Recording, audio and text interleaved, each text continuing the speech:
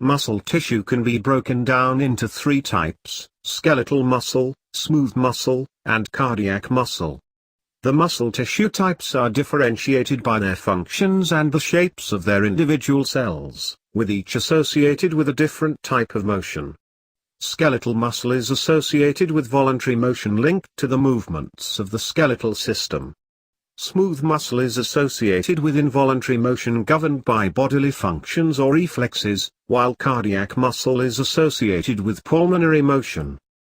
Examples of skeletal muscles include the biceps, quadriceps, and triceps, the type of muscle most commonly associated with the idea of physical musculature.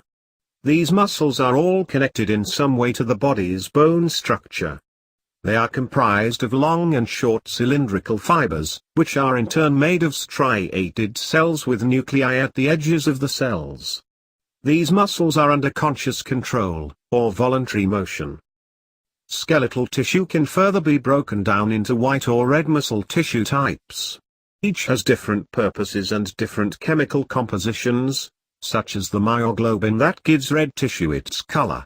Other skeletal muscle tissue types include flexors, extensors, abductors, and adductors, which are categorized by the type of motion they control. Smooth muscles, also called visceral muscles, make up various bodily organs. Most people don't think of the stomach, intestines, or veins as muscles, but the cells that make up these body parts are actually part of the involuntary motion system. Their actions, such as digestion, blood oxygenation, and waste removal, are not consciously controlled, but instead operate by their own unconscious physical cycles. The cells are different from skeletal muscles, with centered nuclei and no striations. Their shape resembles a spindle.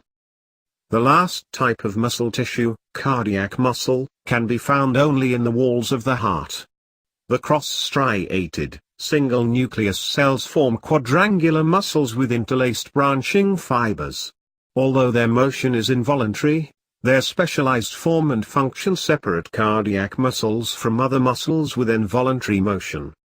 It's because of cardiac muscle that the heart maintains its regular beat without conscious control. The uniting factor in all three muscle tissue types is the ability to contract. All muscle motion, whether pulmonary contractions, arm flexion, or stomach churning, is performed by muscles clenching and relaxing.